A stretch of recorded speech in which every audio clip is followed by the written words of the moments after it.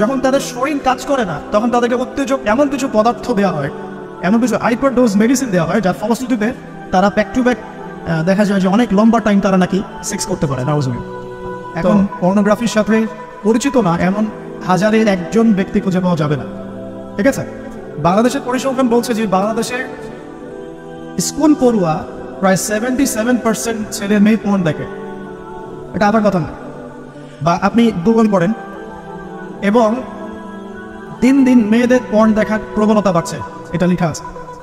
শুধু তাই নয়, ওই 1896 সালের দিকে তারা যখন পর্নোগ্রাফি ছড়িয়ে দেয়, মাত্র 7 মিনিটের একটা ভিডিও তারা প্রকাশ করছে।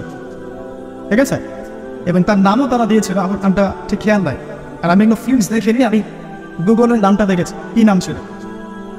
তো তখন থেকে নিয়ে এই পর্যন্ত এই যে নীল সংস্কৃতি চালু করে দেয়া, এটা শুধু পশ্চিমাদের মধ্যে সীমাবদ্ধ থাকে নাই, পুরো বিশ্বের মধ্যে ছড়িয়ে দেওয়া হয়েছে। এবং আপনি পরিসংখ্যান দেখবেন যে এই নীল সংস্কৃতিতে সবচাইতে বেশি যারা পারদর্শী তারা হচ্ছে মার্কিন যুক্তরাষ্ট্র। এবং এই ব্লু ফিল্মস পুরো বিশ্বে একটা ইন্ডাস্ট্রি চালু করেছে, এর নাম হচ্ছে পর্ন ইন্ডাস্ট্রি। ঠিক আছে, এবং আপনি এবার শুনে অবাক হবেন যে এই পর্ন ইন্ডাস্ট্রি প্রতি বছরে $97 বিলিয়ন ব্যবসা করে। $97 বিলিয়ন ব্যবসা করে পর্ন ইন্ডাস্ট্রি সারা ওয়ার্ল্ডে। 1 বিলিয়ন সমান কত? 100 কোটি। 1 বিলিয়ন সমান 100 কোটি। 100 কোটি ডলার টাকা দিয়ে হিসাব করে দেখেন কত টাকা হয়।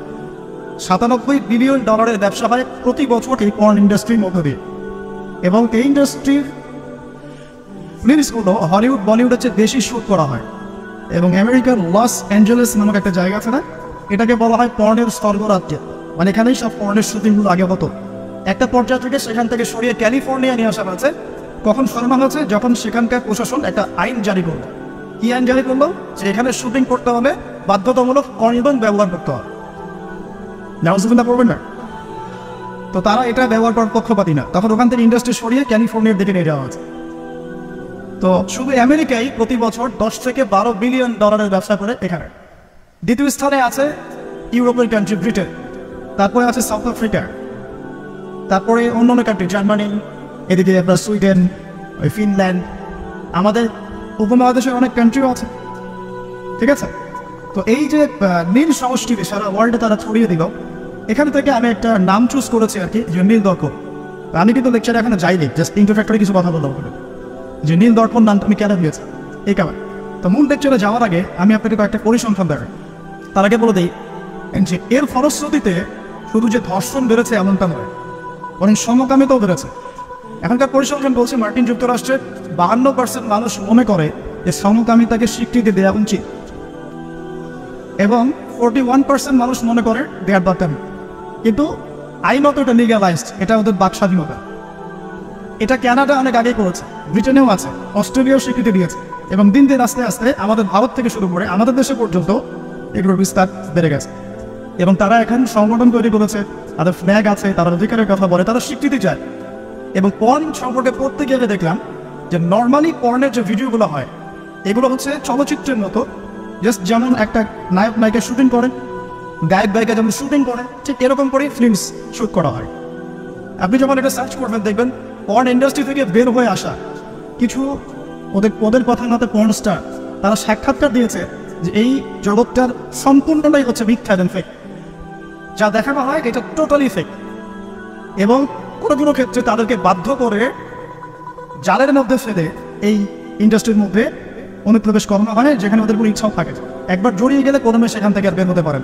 শুধু তাই নয়, যখন তাদের শরীর কাজ করে না তখন তাদেরকে উত্তেজক এমন কিছু পদার্থ দেওয়া হয়, এমন কিছু হাইপার ডোজ মেডিসিন দেওয়া হয় যার ফলশ্রুতিতে তারা ব্যাক টু ব্যাক দেখা যায় যে অনেক লম্বা টাইম তারা নাকি সেক্স করতে পারে। নাউজুবিল্লাহ। তো এগুলো তাদেরই কথা, এটাতে আসক্ত নয় এমন মানুষ খুঁজে পাওয়া দুষ্কর। বাংলাদেশের রিপোর্ট বলছে যে বাংলাদেশে এখনকার ইয়াং জেনারেশনের মধ্যে 92% পর্ন দেখে। কত পার্সেন্ট? 92%। এবং পর্ন যে ওয়েবসাইটগুলো আছে এগুলো এত বেশি শক্তিশালী, এগুলোকে হ্যাক পর্যন্ত করা সম্ভব নয়। 2014 সালে বাংলাদেশের গভর্নমেন্ট যে ছিল আমি জানি না, আমি আসলে এদিকে পলিটিক্সের খবর খুব একটা রাখি না, তারা 244টা পর্ন সাইটকে বন্ধ করে দিয়েছে। কিন্তু এমন একটা এক্সেস তারপরেও চালু ছিল যে অন্য থ্রু দিয়ে এগুলোতে ভিজিট করা যেত। সবচেয়ে বেশি পর্ন সাইট যেগুলোতে ভিজিট করা হয় তার মধ্যে এই সাবকন্টিনেন্ট বা ভারতবর্ষ উন্নত, ঠিক আছে? তো এগুলোর ফলশ্রুতিতে শুধু ধর্ষণ বেড়েছে এমন নয়, বরং সমকামিতাও বেড়েছে। এবং দেখা যাচ্ছে যে এখন প্রতি 10 জন মানুষের মধ্যে একজন নাকি, রিপোর্ট, প্রতি 10 জনের মধ্যে নাকি একজন বিপরীত লিঙ্গের দিকে নয় বরং স্বলিঙ্গের দিকে আকর্ষিত হচ্ছে। এবং এই মহামারীগুলো দিন দিন বাড়ছে। আমি যখন লেকচার শেষ করবো তখন আপনাকে আমি কিছু হাদিস শোনাবো নবী সাল্লাল্লাহু আলাইহি ওয়াসাল্লামের এই যুগ সম্পর্কে কিছু ভবিষ্যৎবাণী। তখন আপনি মিলাতে পারবেন ইনশাআল্লাহ যে আসলে নবী সাল্লাল্লাহু আলাইহি ওয়াসাল্লাম কোন যুগটা সম্পর্কে সতর্ক বলছেন। তো মূল লেকচারে যাওয়ার আগে আমি আপনাদের কিছু পরিসংখ্যান শোনাচ্ছি, একটু মনোযোগ দিয়ে শুনুন। যে সভ্যতার কথা আমি আপনাদেরকে বললাম ওই সভ্যতার কিছু পরিসংখ্যান উল্লেখ করে আমি আপনাদেরকে লেকচারের সামনে দেখে দেবো ইনশাআল্লাহ তাআলা। একটা রিপোর্ট বলছে, এটা দৈনিক জনকণ্ঠকে ছাপানো হয়েছিল, এটা ছাপানো হয়েছিল 16 অক্টোবর 2020-এ, যে তারা ওয়ার্ল্ডের টপ 10 যে কান্ট্রিজ ধর্ষণের দিক থেকে, নারী নির্যাতনের দিক থেকে এটা একটা তালিকা তৈরি করে। এবং এই তালিকায় একটু গেস করেন কোন দেশ টপে আছে? যে বলেন, বুঝতে পারছি না, ইন্ডিয়া সবচেয়ে টপে আছে ইউএসএ, ঠিক আছে? আমি আপনাকে পরিসংখ্যান দেখাচ্ছি, তারপরে আমি মূল লেকচারে যাবো ইনশাআল্লাহ। যে দেখা যাচ্ছে পুরো ইউরোপের, পুরো পশ্চিমা সভ্যতা ইউরোপের যারা হচ্ছে এখনকার মধ্যবিত্ত কান্ট্রিগুলোর, উন্নয়নশীল কান্ট্রিগুলোর রোল মডেল বলি আমরা, তাই না? আমরা তো সবখানে ইউরোপ বানাতে চাই। ইভেন আমাদের দেখা যায় অনেক ক্ষেত্রে মিডল ইস্টের, মধ্যপ্রাচ্যের কোনো কোনো কান্ট্রির লিডার বলছে যে আমরা এত সালের মধ্যে মধ্যপ্রাচ্যকে ইউরোপ বানিয়ে ফেলবো, ঠিক আছে? তো আমরা ইউরোপ বানাতে চাই। তো ইউরোপের দেখা যায় যে 15 বছরের কম, পুরো ইউরোপে 15 বছরের কম 33% মানুষ, 33% মেয়ে 15 বছরের আগেই কারো না কারো দ্বারা শারীরিক নির্যাতনের শিকার হয়েছে, যৌন নির্যাতনের শিকার হয়েছে। আচ্ছা, সামনে আসুন। আমাদের পার্শ্ববর্তী দেশ ভারতের কথা এসেছে এখানে, যে প্রতি 22 মিনিটে একটা করে মেয়ে ভারতের নির্যাতনের শিকার হয়, যৌন নির্যাতনের শিকার হয়।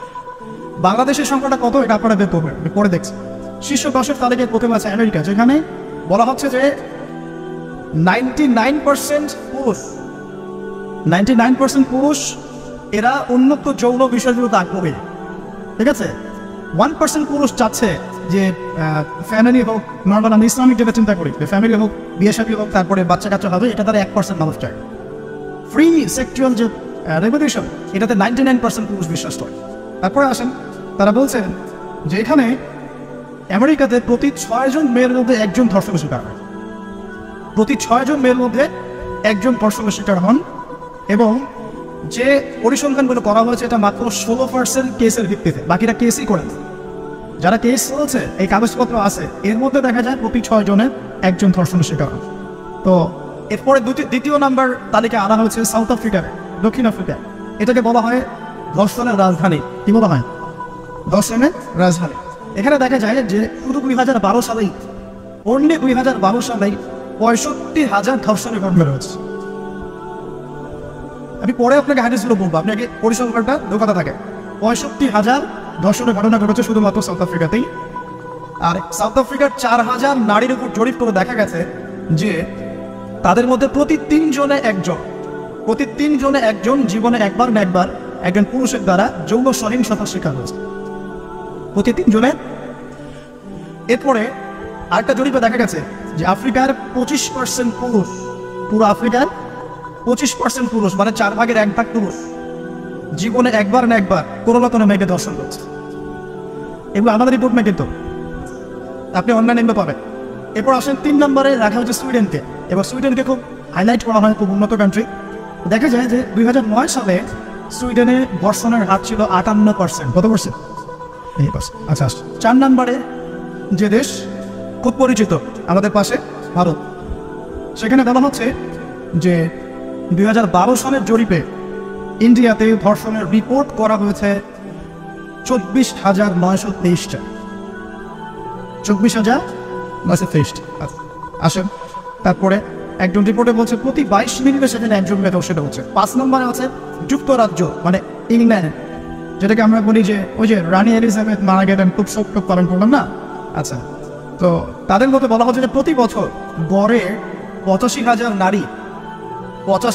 নারী সেক্সুয়াল অ্যাবিউজের শিকার হয়, মানে যৌন হয়রানির শিকার হয়েছে। এছাড়া প্রায় 4 লক্ষ নারী এ পর্যন্ত 2012 সাল থেকে এই পর্যন্ত মানে 2022 পর্যন্ত লাস্ট 10 বছরে 4 লক্ষ নারী কোনো না কোনোভাবে পুরুষের দ্বারা যৌন নির্যাতনের শিকার হয়েছে, যার মধ্যে 25 থেকে 30% হচ্ছে শিশু, মানে বাচ্চা মেয়ে। তারাই তো আবার আমাদেরকে বলছে যে বিয়ের বয়স তোমরা তো কমাই না।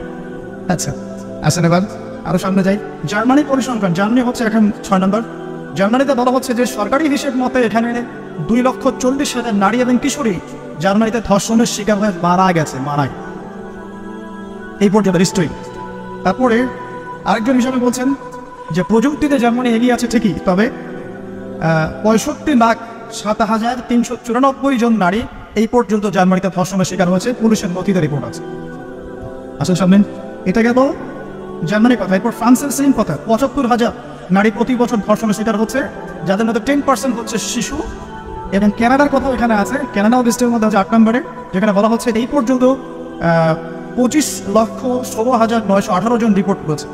এবার বলতে থাকে সে সব 9 নম্বর আছে শ্রীলঙ্কা এবং 10 নম্বরে আছে ইথিওপিয়া। এই হলো 10টা দেশের তালিকা। আলহামদুলিল্লাহ এখানে বাংলাদেশের নাম নাই। শুধু তাই না, বাংলাদেশরা এই টপ 10 এর মধ্যে কোনো মুসলিম কান্ট্রির নাম নাই, ঠিক আছে?